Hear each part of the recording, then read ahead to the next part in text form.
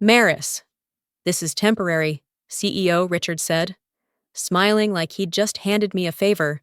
Just a transition. The room was quiet. Too quiet. A routine leadership meeting. Leather chairs, muted screens, coffee cooling untouched. Then Richard gestured to the man beside him.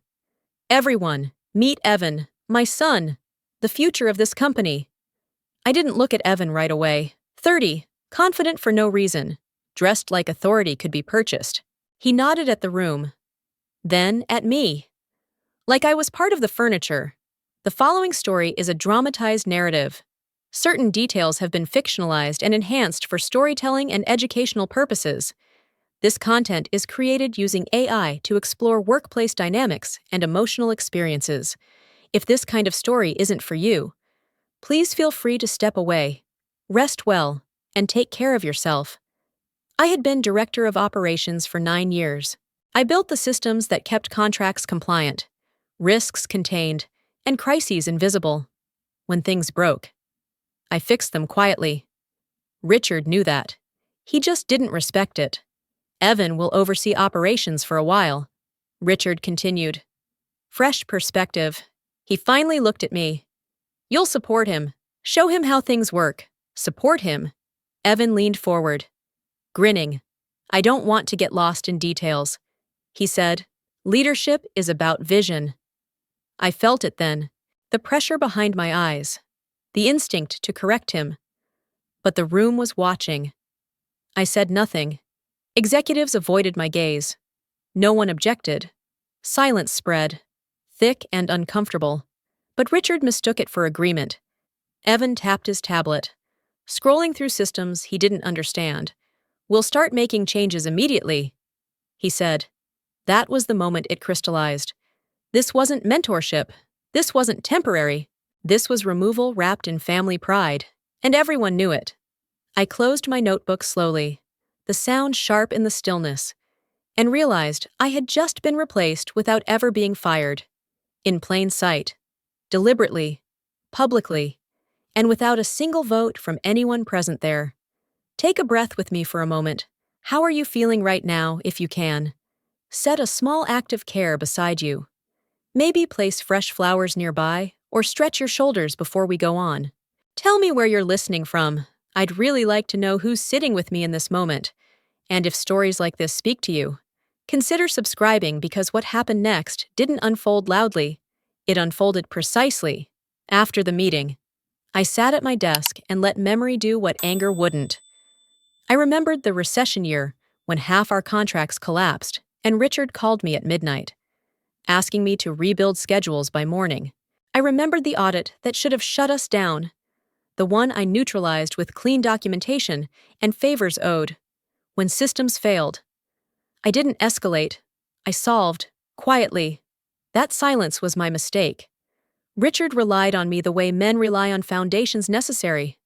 Unseen, never thanked. In private, he said, I don't know what we'd do without you. In public, he said, my team handled it. He needed my competence, not my presence. Respect was optional. Evan didn't even bother with pretense. By noon, he was issuing directives. He reordered approval chains, removed verification steps, and labeled my safeguards legacy friction. I tried once to explain why those steps existed. He smiled, nodded, then did the opposite. Confidence without comprehension is loud. It breaks things fast. The office felt different by mid-afternoon. People stopped asking me questions. They asked Evan. He answered poorly, but decisively, which apparently counted. Files moved. Access changed. I felt myself shrinking in real time, not from fear, but from disbelief. Then Richard called me into his office. He didn't sit. He stood, already finished with the conversation. This transition doesn't mean you're out, he said. You can stay on, handle administrative support, paperwork, reporting. I waited for the punchline. It didn't come. 10 years of holding the company together had just been translated into clerical survival. And the worst part wasn't the offer. It was that he said it calmly, as if this was generous, final, and completely deserved. By me. I did not raise my voice. I did not argue. By the time I left Richard's office, the decision was already made, clean and irreversible. Anger would have given him leverage. Silence gave me control. I returned to my desk and closed the door. The office hummed the same way it always had. Unaware that a decade of loyalty had just reached its expiration date, I opened my email, drafted a resignation letter, and kept it short. No accusations, no emotion, just facts and timing, effective immediately. I wrote and meant it. When I walked to human resources, no one stopped me. The paperwork was routine, almost insulting in its simplicity. "Is this about the transition?" the representative asked carefully. I nodded once. That was enough. I signed, handed back my badge, and felt lighter than expected. Not relieved. Clear. That evening, long after most of the floor had emptied, I returned to my office one last time. I organized files, labeled folders, and documented processes with surgical precision. I left nothing broken, nothing incomplete. Chaos would not be blamed on me. Before leaving, I printed a single document and placed it in an envelope on Richard's desk. I set it carefully, centered, impossible to miss. Inside was not a goodbye. It was a record, a concise outline of system dependencies, regulatory triggers, and the specific risks created by unapproved changes. At the bottom, one line stood alone. These controls were designed intentionally. I turned off my computer, straightened the chair, and walked out without looking back. I did not send messages. I did not warn anyone. That would have softened the impact. The next morning, Richard arrived expecting compliance. Instead, he found absence. He asked where I was, confident I would appear if summoned. When someone pointed to his desk, he picked up the envelope. He did not open it. He set it aside, assuming whatever I left behind could wait. That decision, small and dismissive, was the last moment he had to slow what was already in motion. By noon, the consequences would no longer ask for permission. There's a quiet detail hiding in this moment. Did it register with you the morning after I left? Tension seeped through the company like a low electrical hum. Evan wasted no time announcing his first initiative cost optimization. He said it with pride, as if reducing numbers automatically meant intelligence. From the outside, it sounded reasonable. From inside the system, it was reckless. He began by removing approval layers. Procurement checks vanished. Secondary reviews were labeled redundant. "We don't need this much friction," Evan told the room. I heard later that no one challenged him. When authority is inherited, silence becomes policy. Lena tried. She always did. She explained why those controls existed, how a single unchecked change could ripple through compliance, insurance, and liability. Evan smiled. "The kind that ends conversations. You're thinking too small," he said. "We're moving faster now. Speed." In his mind, replaced accuracy. By the end of the week, expenses looked cleaner on paper. Evan celebrated that. What he didn't see were the safeguards quietly disappearing. Controls aren't visible until they're gone. That's the cruel irony of systems work. When everything functions, people assume it's unnecessary. I have a bias here, and I admit it. I believe optimization without understanding is just vandalism with a spreadsheet. Evan treated the company like a prototype, not a live organism carrying risk in every decision. Lena sent written objections. He ignored them. She flagged a vendor change that bypassed a mandatory certification step. Evan approved it anyway.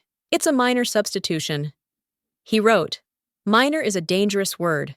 What no one realized immediately was that the substitution voided a clause in our insurance coverage. The policy required certified materials and documented oversight. One skipped step, one unchecked box, and protection evaporated. By the time the issue surfaced, it was already embedded. Contracts were signed, materials ordered, work scheduled. Evan didn't know he had crossed a line. He thought he was winning. I wasn't there to watch it unfold. But I knew this pattern: small confidence, small shortcuts. Then consequences arrive, not loudly, but precisely. and never where you expect them. Experience teaches this lesson repeatedly, especially when arrogance replaces discipline entirely. The first crack never announces itself. It arrives disguised as a question, polite and reasonable, the kind executives underestimate. 3 days after I left, a longtime client asked for an updated timeline and legal confirmation. We just want to be sure nothing changed. They wrote, that message alone tightened the room. Evan treated it like an inconvenience. They're nervous, he said in a staff call. Legacy systems tend to scare people. My name wasn't spoken, but it hovered there. When a second client asked about compliance sign-offs, his tone sharpened. This is exactly why we needed a reset, he said. Maris built things too cautiously. Too cautiously. That was his explanation for everything. I wasn't there, but Lena told me later how meetings shifted. Questions multiplied. Answers shortened. Evan stopped inviting discussion. We're fine, he kept saying. The old framework just needs pruning. Anxiety doesn't explode at first. It spreads quietly, like dampness behind walls. By midweek, Calvin Moore requested full access to recent approvals. As CFO, he rarely interfered with operations, which made the request notable. I just want to understand the exposure, he said calmly. Evan waved it off. You'll see it's cleaner now, he replied. Confidence again, unearned and loud. Calvin didn't argue. He reviewed. What he found wasn't dramatic at first glance. Files looked complete, dates aligned, but something felt wrong. A signature appeared on a compliance document dated after my departure. My authorization, perfectly placed, perfectly forged. Calvin paused. He compared timestamps, cross-checked access logs. The signature wasn't mine, but the system showed it as valid. Someone had reassigned credentials without understanding audit trails. A small shortcut, meant to save time, had crossed a legal boundary. He called Evan immediately. Did you approve this under Maris's authority? Evan hesitated. It was procedural, he said. Temporary. That word again. Calvin ended the call without comment. He flagged the file and initiated a deeper review. One misassigned signature doesn't sink a company, but it reveals something worse: loss of control. By the time Richard heard about it, the question was no longer who made the change. It was how many others existed. Unseen. Waiting to surface. Most people skim this paragraph. But you don't. Right pressure doesn't announce itself with panic. It settles quietly into boardrooms, carried by careful voices and narrowed eyes. I wasn't present, but the shift was immediate. Naomi Brooks requested an independent report. Not an audit, not yet. I want clarity, she said, not reassurance. That distinction mattered. Richard pushed back gently at first. This is internal, he insisted. We're managing a transition. He spoke like a father, not a chief executive. Naomi didn't flinch. Transitions create risk, she replied, and risk answers to the board. Her request went through anyway. Evan took it personally. He always did. In meetings, he leaned back, arms crossed, smiling through tension. This is overreaction, he said. The company ran on outdated controls. We're modernizing. When someone mentioned compliance exposure, he scoffed. Fear slows innovation. That arrogance tightened the room. Directors exchanged looks. Calvin stayed quiet, which worried them more than argument. Silence from finance usually meant numbers were already speaking. Richard tried to shield his son. Evan's decisions align with our growth strategy, he said firmly. He has my full confidence. Naomi asked a simple question. Do they align with our insurance obligations? Richard hesitated. Evan jumped in. That's operational noise, he said. Handled. Pressure climbed after that. The board requested emails, approvals, change logs. Evan resisted. This is micromanagement, he snapped. You hired me to lead. Naomi answered calmly. We hired you to protect shareholder value. Then the mistake surfaced. An internal email Evan had written, dismissing a compliance concern as Maris's old paranoia, was forwarded outside the chain by accident. It landed in a shared board folder. Unfiltered. Time-stamped. Undeniable. The room went still. Richard read it twice. Naomi read it once. "So you bypassed documented warnings," she said quietly. Evan opened his mouth, then closed it. That email didn't prove guilt. It proved attitude. And attitude. Under pressure. Is evidence enough to justify scrutiny? By the end of the meeting, trust had cracked. The board didn't accuse, they requested more. And that was worse. When boards grow quiet like that, outcomes stop being negotiable and start becoming inevitable for everyone involved. The explosion didn't start with shouting. It started with a footnote during the board's document review. Naomi paused on a clause buried deep in the original systems agreement. "Who signed off on these recent changes?" she asked. The room stalled. The clause was clear: any structural modification required written approval from the system's original designer. That designer was me. For a moment, no one spoke. Then panic broke through discipline. Richard leaned forward. "That clause was never meant to block operations," he said. Naomi replied evenly. "It was meant to prevent unauthorized risk." Evan scoffed. "This is technical trivia." He snapped. "We can retroactively approve it." Calvan shook his head. "You can't," he said. "The clause is self-enforcing." He read the next line aloud, voice tightening. "Unauthorized changes automatically trigger an external compliance review." The word automatically changed everything. Phones came out, calendars shifted. Legal counsel was looped in mid-meeting. Richard's confidence fractured. "Maris wouldn't do this," he muttered, as if intention mattered. Naomi looked at him carefully. "She didn't," she said. "You did." By ignoring the architecture. Evan stood. "This is absurd," he said. "We're letting a former employee control us." His voice cracked on control. No one answered him. What followed wasn't chaos. It was procedural collapse. Notifications had already been sent. The audit firm acknowledged receipt. Timelines activated. There was no button to undo it. The clause had been designed that way, long before ego entered the room. Richard finally asked the question that mattered. "Can we get Maurice to sign off now?" Silence answered first. Then Calvin spoke. "She's no longer under obligation," Naomi added. "And she has no incentive." The meeting ended early, not adjourned, abandoned. By the time they stood, the company was officially under review. The board hadn't voted. They hadn't needed to. The system had spoken, precisely as designed. And the realization settled hard: the safeguards they dismissed were now in control. And I was the only one who understood how far this would go. No apology could stop it now. And no authority present could interrupt what had already begun today. You might think everything is settled, but the story hasn't had its final say. The audit notice changed everything. Once the review was active, panic stopped pretending to be professionalism. Richard called me first, then again, then a third time. His voicemail was unsteady. "Maris, we need to talk. This has gone too far." I listened without replying. Silence was no longer avoidance. It was protection. Inside the company, fractures widened. Evan exploded. He shouted at directors, slammed doors, blamed everyone except himself. "You set me up." He yelled at his father. "You let her rig this." Richard tried to calm him. But authority sounds weak once consequences arrive. I've learned that people raised on shortcuts panic when structure pushes back. Richard sent emails next. Apologies dressed as urgency.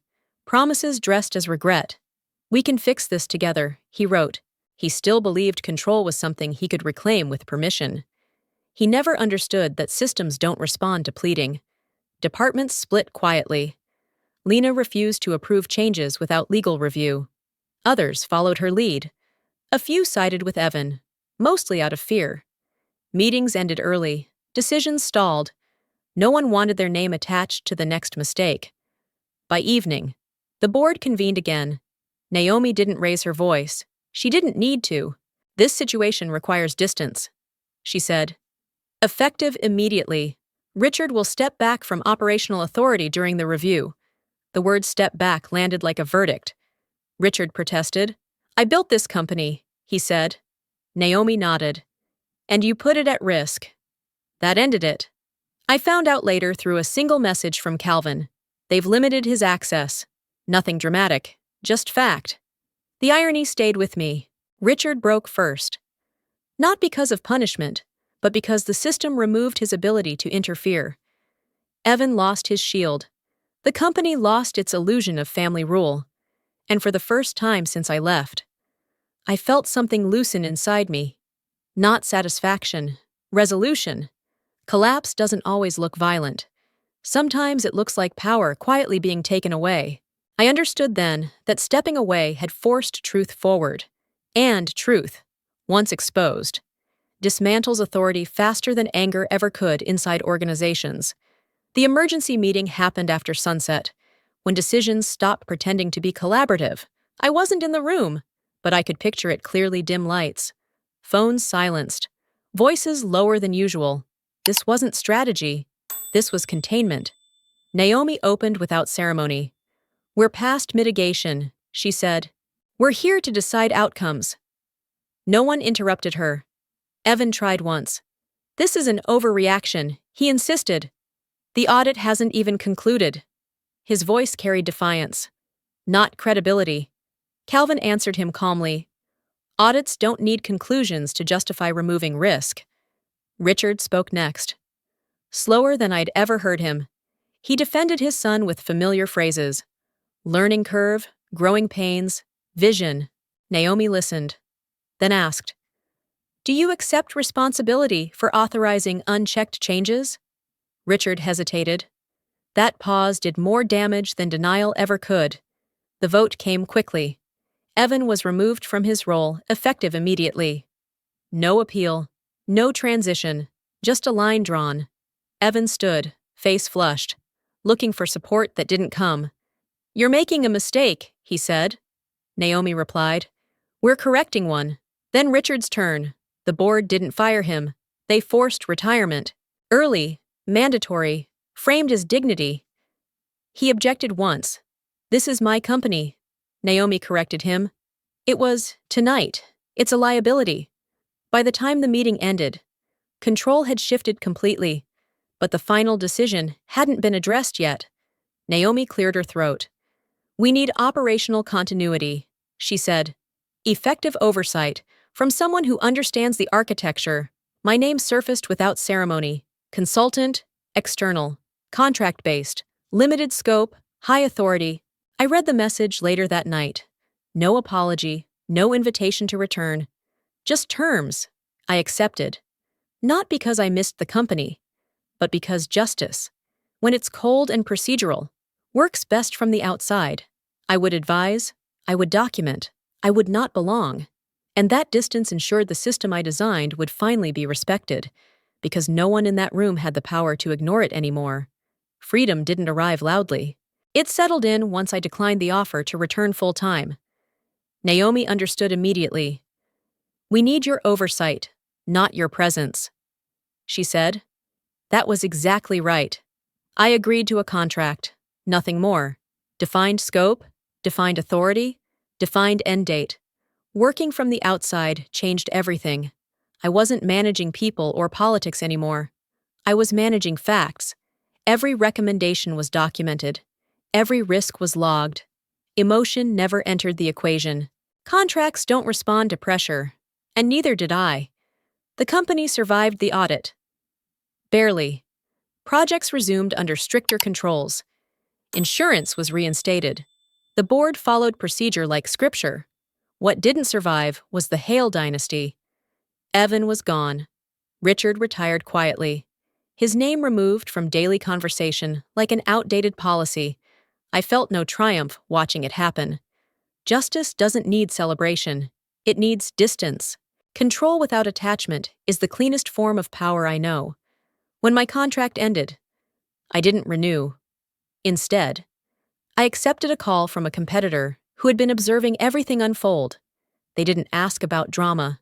They asked about systems, architecture, prevention. I built again, carefully, deliberately, without legacy baggage. This time, authority was earned on paper, not inherited. Walking past my old office one evening, I realized something simple. Leaving hadn't weakened me. It clarified me. Outside the system, I wasn't replaceable, I was portable, and that made all the difference. That knowledge stayed with me, steady and earned. Long after the last meeting ended there, I learned that loyalty without boundaries slowly turns into invisibility. The moment I stopped fighting to be seen, clarity arrived, and with it, control. This story isn't about revenge, it's about choosing dignity over permission and structure over ego. How did this story make you feel? Was there a moment that stayed with you longer than the rest? I'd really like to know where you're listening from as well. If this resonated with you, leave a comment, give the video a like, and share it with someone who might need it. And if you'd like more stories like this, consider subscribing, we're just getting started.